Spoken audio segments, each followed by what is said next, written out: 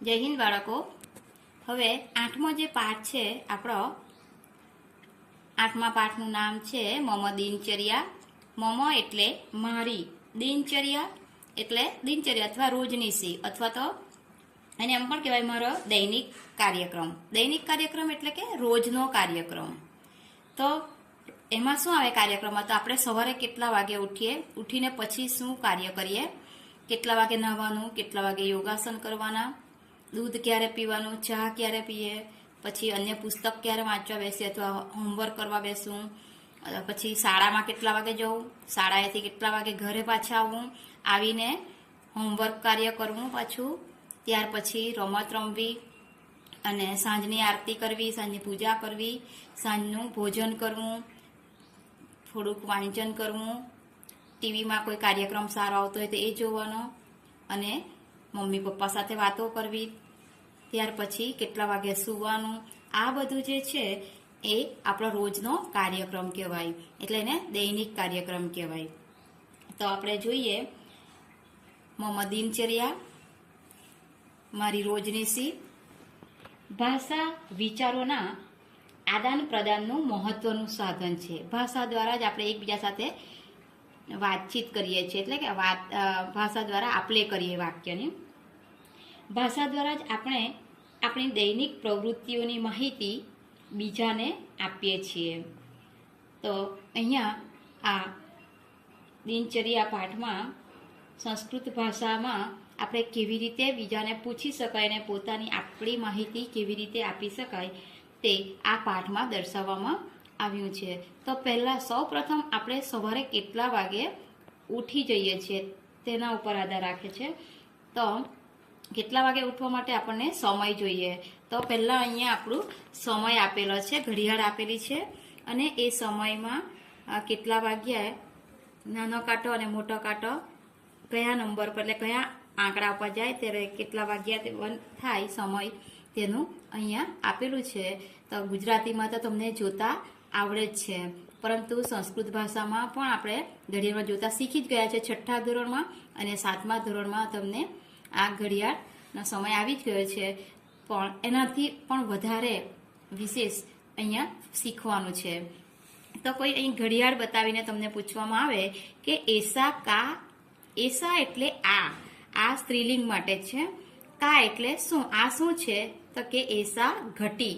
કેમ એસા કીધું? તો ઘટી એટલે ઘડિયાળ સ્ત્રીલિંગમાં છે એટલા માટે એસા કા, તો એસા ઘટી, આ ઘડિયાળ છે। પછી નીચે પ્રશ્ન પૂછ્યો છે, કહ સમય, કેટલો સમય થયો છે અથવા શું સમય થયો છે આમાં? તો 2:30 થઈ છે, આપણે એને ગુજરાતીમાં 2:30 વાગ્યા કહીએ, તો અહીંયા સાર્ધ દ્વિવાદનમ કહેવાય। તમે 6થામાં ફક્ત 1 વાદનમ, દ્વિવાદનમ, ત્રિવાદનમ, ચતુર્વાદનમ એ રીતે શીખી ગયા કલાક પ્રમાણે। ત્યાર પછી 7મા ધોરણમાં પણ શીખી ગયા છો, અને હવે 8મા ધોરણમાં એનાથી વધારે આપણે શીખવાનું છે। હવે અહીંયા જુઓ, નાનો કાંટો 4 ઉપર અને મોટો કાંટો 12 ઉપર છે। આ કાંટાને પણ સૂચિ કહેવાય। તો લઘુ સૂચિ અને દીર્ઘ સૂચિ। તો અહીંયા નાનો કાંટો 4 પર છે અને મોટો 12 પર છે, એટલે કેટલા વાગ્યા? તો 4 વાગ્યા। તો સંસ્કૃતમાં એને શું કહેવાય? ચતુર્વાદનમ। અહીંયા તમારે જવાબ લખવાના રહેશે ચતુર્વાદનમ। ત્યાર પછી બીજું ઘડિયાળ આપ્યું છે, નાનો કાંટો 8 ઉપર છે, મોટો કાંટો 3 ઉપર। તો નાનો કાંટો 8 અને મોટો કાંટો 12 પર હોય ત્યારે 8 વાગે, પણ હવે 3 પર ગયો છે એટલે 8:15 થયા છે। તો 8:15 ને સંસ્કૃતમાં કહેવાશે સપાદ અષ્ટવાદનમ। શું કહેવાય? સપાદ અષ્ટવાદનમ। ત્યાર પછી નાનો કાંટો 3 પરથી થોડોક ખસી ગયો છે અને મોટો કાંટો 6 ઉપર, એટલે 3:30 થઈ છે, 3:30 થયા છે। તો એને માટે સંસ્કૃતમાં કહેવાશે સાર્ધ ત્રિવાદનમ। ત્યાર પછી અહીંયા 8:45, નાનો કાંટો અને મોટો કાંટો બંને 9 ઉપર છે એટલે 8:45 થયા છે, તો એને કહેવાશે પાદોનો નવવાદનમ। ફરીથી એકવાર અહીંયા પૂરેપૂરા 4 વાગ્યા એટલે ચતુર્વાદનમ, 8:15 થઈ છે તો સપાદ અષ્ટવાદનમ, 3:30 એટલે 3:30 થયા છે તો સાર્ધ ત્રિવાદનમ, અને 8:45 થયા છે તો પાદોનો નવવાદનમ. તો આ રીતનું સપાદ, સાર્ધ, પાદોનો આ રીતનું તમે 7મા ધોરણમાં શીખી ગયા છો. હવે પછી એનાથી જે વિશેષ છે, વધારે છે, તે આપણે અહીંયા શીખવાનું છે. તો અહીંયા 6:05 થઈ છે, 6:05. તો 5 મિનિટ વધી ગઈ છે એટલે એને શું કહેવાય? પંચાધિક ષડવાદનમ. અહીંયા નીચે આપેલું છે પંચાધિક ષડવાદનમ. પંચ અધિક એટલે કે 5 અધિક થઈ ગઈ છે, 5 મિનિટ વધી ગઈ છે. 6:05 વધી ગઈ છે એટલા માટે આપ્યું છે પંચાધિક ષડવાદનમ. ત્યાર પછી અહીંયા છે 11:10 થઈ છે. તો 5 મિનિટ વધી ગઈ હોય તો પંચાધિક, તો 10 મિનિટ વધી ગઈ છે તો દશાધિક. અહીંયા આપેલું છે દશાધિક એકવાદનમ, એકાદશ વાદનમ, સોરી, દશાધિક એકાદશ વાદનમ એટલે 11:10 થઈ ગઈ છે. તો દશાધિક, 10 અધિક એટલે કે 10 મિનિટ વધી ગઈ છે.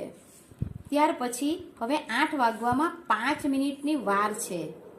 8 વાગવામાં 5 મિનિટ બાકી છે તો એના માટે કહેવાય પંચોનો અષ્ટવાદનમ. પંચોનો અહીંયા આપેલું છે પંચોનો અષ્ટવાદનમ એટલે 8 વાગવામાં 5 મિનિટ બાકી છે તો શું કહેવાશે? પંચોનો અષ્ટવાદનમ. 8 મિનિટ વધી જાય, 8 ને 5 થઈ જાય તો પંચાધિક અષ્ટવાદનમ, પરંતુ 5 મિનિટ બાકી છે તો પંચોનો અષ્ટવાદનમ. ત્યાર પછી 7 વાગવામાં 10 મિનિટની વાર છે તો 5 મિનિટ બાકી હોય તો પંચોનો, 10 મિનિટ બાકી હોય તો દશોનો, દશોનો સપ્તવાદનમ. 7 વાગવામાં 10 મિનિટ બાકી છે. અહીંયા લખેલું છે દશોનો સપ્તવાદનમ. તો બાળકો, આ રીતના સરસ એવા મોટા ઘડિયાળ દોરીને તમારે દરેક ઘડિયાળનો સમય બતાવવાનો રહેશે. આ તો 7મા ધોરણમાં શીખીને આવેલા છે, છતાં પણ આપણે અહીંયા કહી દીધું છે.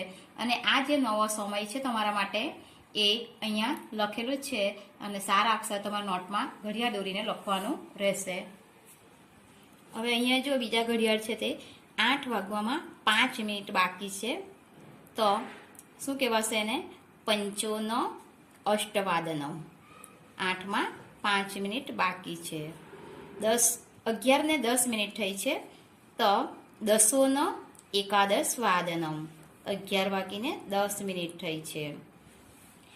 3:05 થઈ છે તો શું કહેવાશે?